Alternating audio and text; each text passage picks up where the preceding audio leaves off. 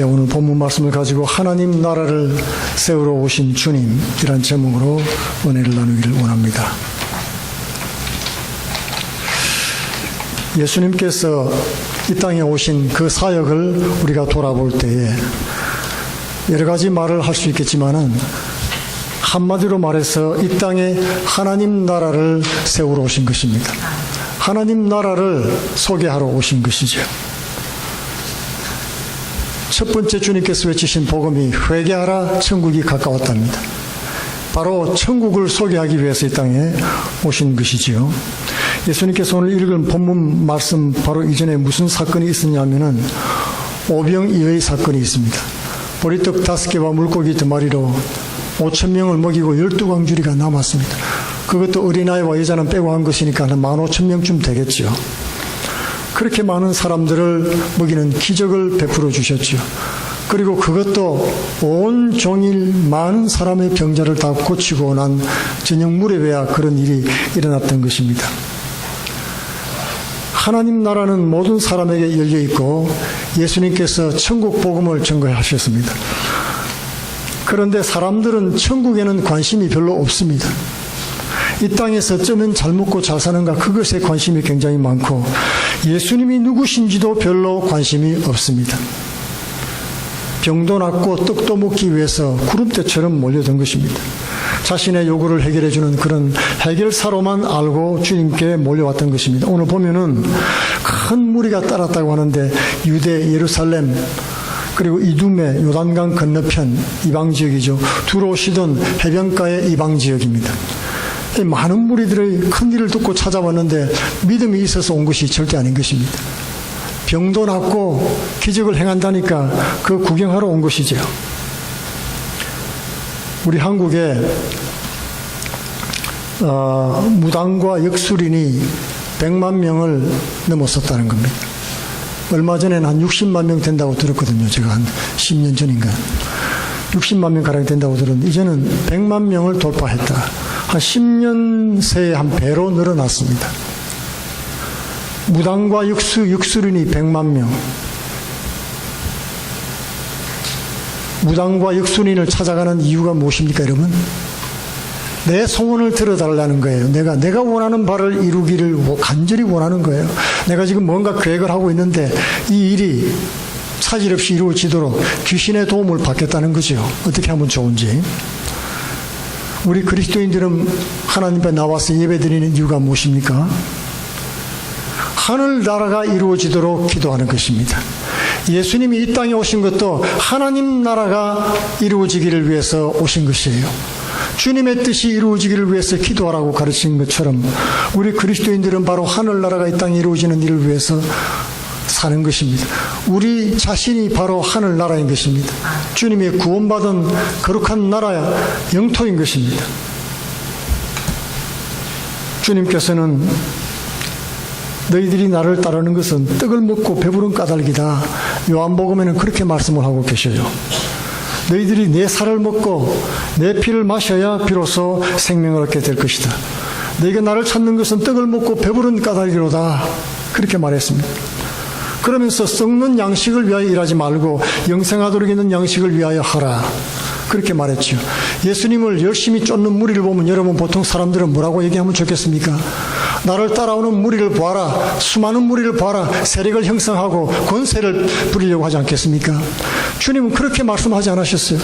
구름대처럼 몰려오는 사람들 보고 떡을 위해서 일하지 말고 영생하는 양식을 위해서 일해라. 그렇게 말을 했다는 것이에요. 사람들이 물었습니다. 우리가 어떻게 하면 하나님 일을 하겠습니까? 하나님을 보내신 자를 믿는 것이 너희 하나님의 일이니라. 너희는 하늘에서 그들이 물었습니다. 우리 조상들은 옛날에 모세가 하늘에서 떡을 내려가지고 만나를 먹게 해서 살게 했는데 당신은 무엇을 주어 먹게 살게 하겠습니까? 너희들이 옛날에 먹은 떡은 그 떡을 먹은 사람은 다 죽었지만은 하늘로서 내려오는 산떡은 먹고 영생하도록 하는 떡이다. 그러시면서 내가 곧 생명의 떡이니 나를 먹고 나를 마시지 않는 자는 영원히 영생을 얻지 못하고 멸망을 받게 될 것이라고 말씀했습니다. 그리고는 너희는 나를 보고도 믿지 아니한다고 증거를 했던 것입니다. 나 아버지의 뜻은 아들을 보고 믿는 자마다 영생을 얻게 하는 이것이니라. 진실로 너희에게 이르노니 믿는 자는 영생을 가졌나니 내가 곧 생명의 떡이로다. 이 말은 무슨 말씀입니까? 내가 떡이니까 나를 먹으란 뜻입니다. 나를, 여러분, 음식을 먹어야 생명을 얻지 않습니까? 음식을 먹으면 그것이 생기가 되잖아요. 곡기라고 하지 않습니까? 그죠? 음식을 먹고 그 기운으로 살아가는 것입니다. 마찬가지로 우리 영원히 살고 영생하기 위해서는 예수님을 먹어야 된다는 말씀이죠. 예수님을 전심으로 마음 문을 열고 영접하고 받아들여야지 영생을 얻을 수가 있다는 말씀인 것입니다. 이 말을 하자 많은 제자들이 예수님을 떠나고 다시는 함께 있지 않았다고 말씀합니다. 예수님은 많은 제자들을 불렀습니다. 수많은 제자들을 이미 불렀어요. 보면 7절에 보면 예수께서 제자들과 함께 바다로 물러갔다고 되어 있지 않습니까? 이미 많은 제자들이 있었던 것입니다. 따르는 군중 말고도. 그런데 그들을 떠난 것이 제자들이었어요. 예수님을 믿는다고 신앙 고백을 한 사람들이 떠났던 것입니다.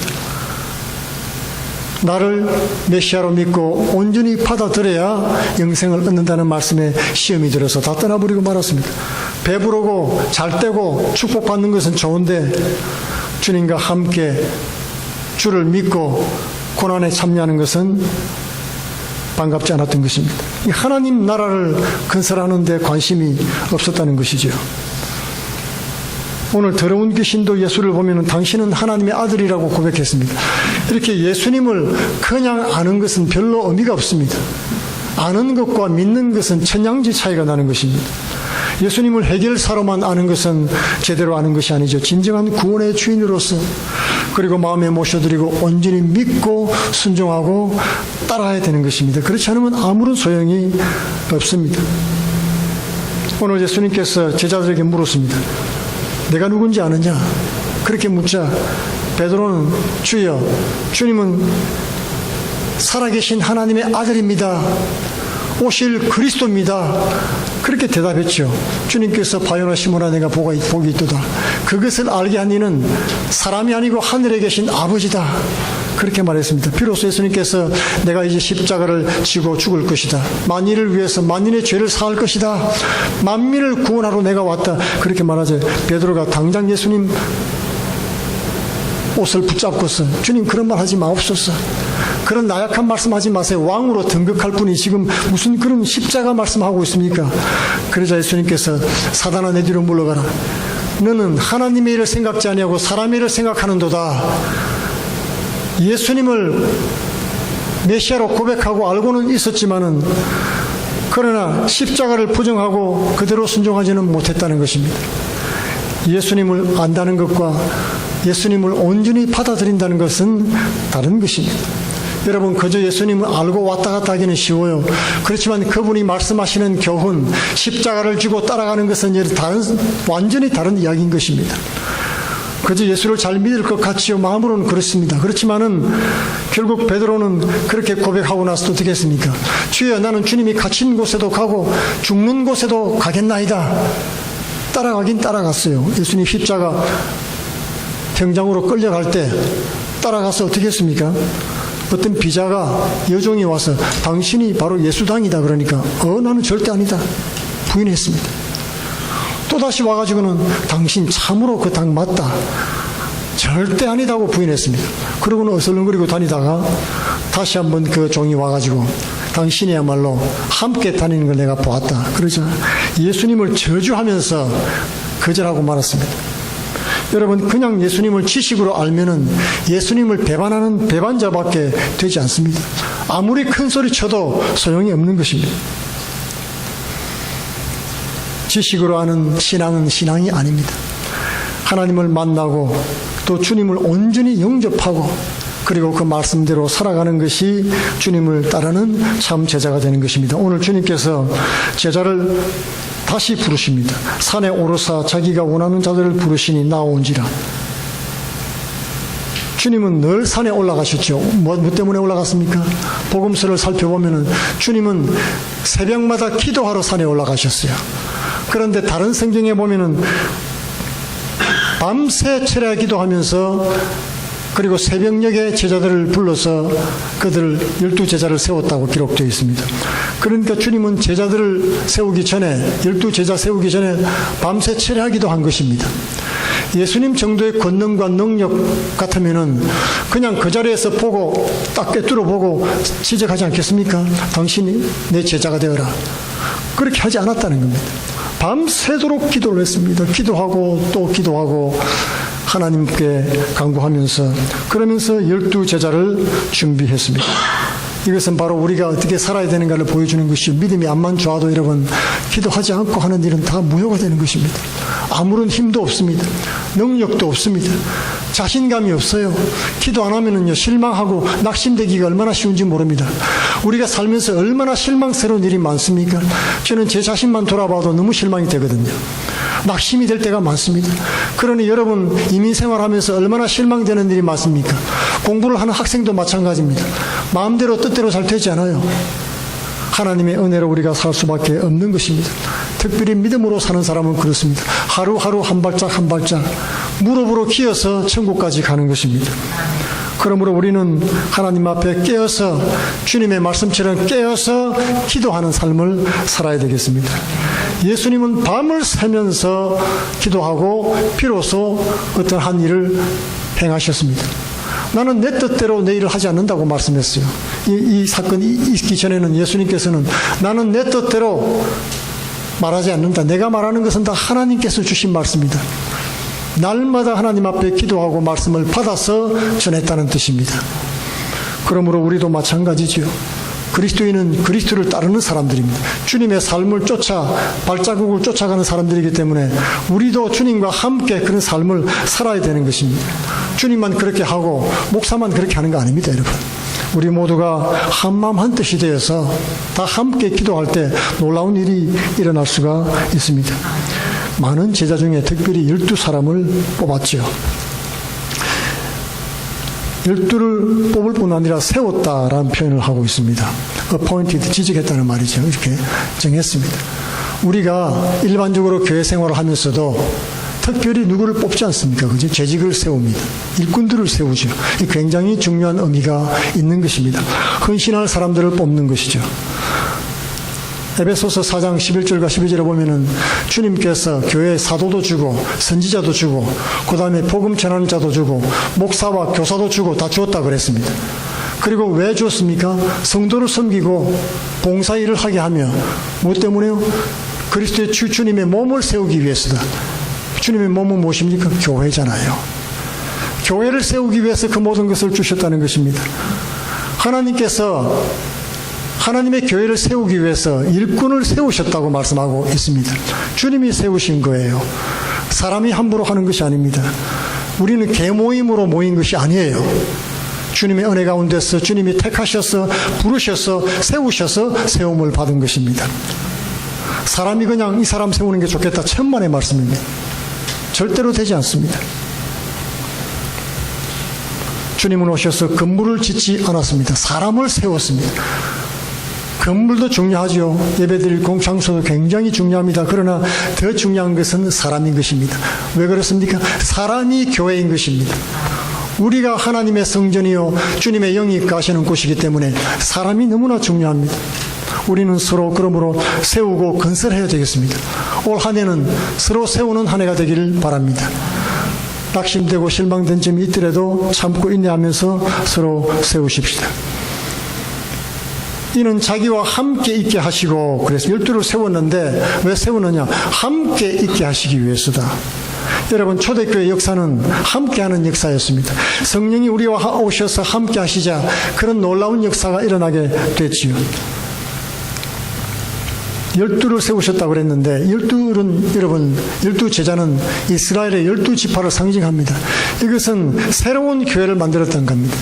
과거에 이스라엘의 구약의 교회가 아니라 신약의 새로운 교회를 하나님께서 세우셨다는 것을 상징적으로 말해주고 있습니다. 계시록의 12지파는 무엇입니까? 명백하게 하나님의 교회를 상징하고 있지요. 12지파, 12사도 곱하기 1000 하면 뭐가 됩니까? 14만 4천 명이 되는 것입니다. 그래서 24장로가 계시록에 보면은 환상 가운데 나타나서 하나님 앞에 예배하는 모습이 나오죠. 이것은요, 하나님의 택한 자녀를 상징하는 것이에요. 12과 12를 곱하면 144입니다. 거기다 1000을 더하면 1000은 가장 큰 숫자예요. 그 당시 그 사회에서는. 곱하면은 14만 4천 명이 됩니다. 지상에 14만 4천 명. 이것은 지상에 있는 모든 믿는 자녀를 상징하는 것입니다. 천상에 14만 4천 명이 또 있지요. 천상에 이미 죽어서 하늘나라에 간 모든 믿는 성도들을 말하는 것입니다. 실제 14만 4천 명이 아니에요. 신천지 이단처럼 14만 4천 명 모으겠다. 벌써 다 숫자 다 지나갔대요. 여호와의 증인도 마찬가지죠. 14만 4천 명 모으겠다. 숫자 벌써 다 지나갔습니다, 여러분. 다 거짓인 것입니다. 그것은 바로 지상에 있는 모든 성도와 하늘에 있는 모든 성도를 상징하고 있는 숫자인 것입니다. 이렇게 해서 12를 세워서 함께 있게 하심으로 하나님의 교회를 든든히 세웠던 것을 볼 수가 있지요. 초대교회는 이렇게 모이는 교회였습니다. 사람들이 모여서 뜨겁게 기도하자 성령의 은혜를 받고 뛰어나가서 복음을 전하니까 수많은 사람이 돌아왔죠. 베드로가 성령 충만해서 사람들에게 외쳤습니다. 이스라엘 사람들은 정령할지니 너희들이 못 박은 예수를 하나님이 주가 그리스도가 되게 하셨도다. 이 말을 듣고 사람들이 마음에 찔림을 받았습니다. 베드로와 사도들에게 우리가 어찌할꼬? 그들이 말하자 너희가 각각 회개해서 예수 그리스도의 이름으로 세례를 받고 죄사함을 얻으라. 그리하면 성령을 선물로 받으리니 약속은 너희 모든 가까운 자녀나 먼 데 있는 사람들에게 주께서 약속하신 것이다. 이렇게 이런 말로 확정하고 구원을 받으라고 하자 사람들이 다 세례를 받고 믿음을 고백하고 그 수가 3,000명이나 되었다는 것입니다. 그리고는 사도의 가르침을 받고 서로 교제하고 떡을 떼며 기도하기를 전혀 힘쓰니라. 가르침을 받고 교제하고 떡을 떼며 기도하고 이것은 예배를 드렸다는 거예요. 날마다 하나님 앞에 나와서 믿는 사람이 다 함께 있어서 성전에 모이기를 힘쓰고 집에서 떡을 떼며 기쁜 마음과 순전함으로 하나님께 영광을 돌렸다는 것입니다. 그러므로 하나님은 이러한 교회를 우리 가운데 세우시기를 원하십니다. 우리 마음에 합한 사람들 모여가지고 개모임을 만든 것이 절대로 아닙니다. 하나님께서 우리를 부르셔서 하나 되게 해주시고 너희들은 그러므로 성령이 하나 되게 하신 것을 힘써 지키라고 명령하신 것입니다. 그 말은 하나님께서 하셨다는 거예요. 하나님께서 각자 다 부르셔서 우리를 한 가족이 되게 해 주었습니다. 그런 확신 가운데 우리가 거해야 되는 것입니다. 뿐만 아니라 주님께서 함께 하실 뿐만 아니라 또 보내사 전도도 하며 귀신을 내쫓는 권능도 가지게 하셨다는 것이죠. 여러분, 우리를 이 자리에 가만히 주물러 앉아있게 만들려고 부르셨다는 것은 아닙니다. 우리를 훈련시키고 교육도 하고 가르치고 그런 다음에 내보내서 전도도 하게 하려고 말씀하시는 겁니다.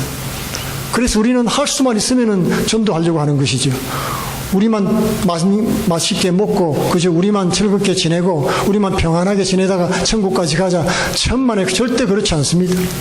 하나님이 은혜를 주시고 우리 가운데 기쁨과 확신을 주시고 천국에 대한 소망을 주신 가운데는 그것을 전하라고 주신 것입니다. 우리가 갈 수 없으면요 가는 사람을 도와줘야 돼요.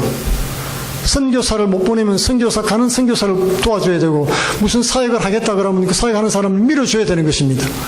그것이 우리의 사명입니다. 그것이 내가 가는 것하고 똑같아요, 여러분. 우리는 뭐 돈으로 하는 거 아닙니다, 여러분. 돈을 모으려고 우리가 개모임을 하려고 한 것이 아니라 이 모든 일을 통해서 하나님이 주신 일을 통해서 하나님 주신 것을 통해서 천국이 확장되는 일을 위해서 사용하기를 원하는 것입니다. 전도도 해서 그리고 제자를 삼지 않습니까? 우리만 제자 삼는 것이 아니라 다른 데도 가서도 제자 삼아야지요. 똑같은 은혜를 나누면서 살라고 말씀하는 것입니다. 물질을 나누는 것도 훌륭한 일입니다. 그러나 영적인 일, 이 천국을 나누는 일이 무엇보다도 시급하고 중요한 일입니다. 귀신을 내쫓는 권능도 가지게 해 주었습니다. 하나님이 권능과 은사를 주셔서 감당하게 해 주었죠.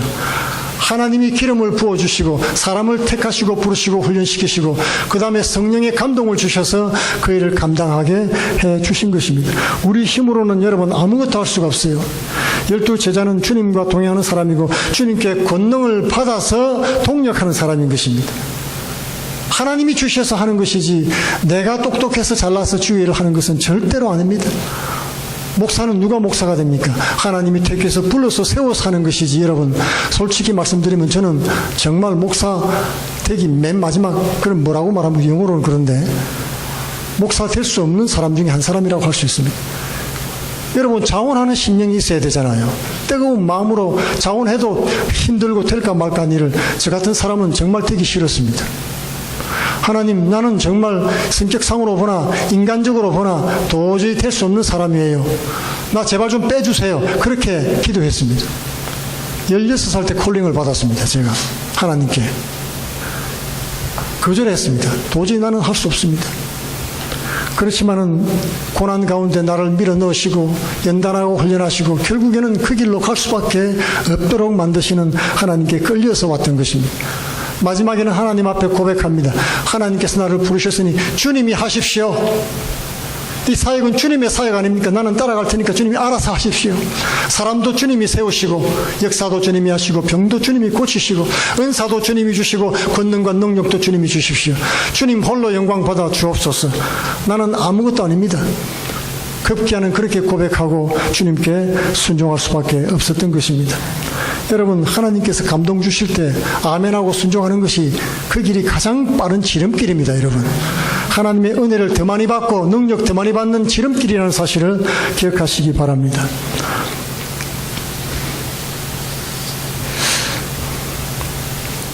예수님께서 비유로 말씀하시기를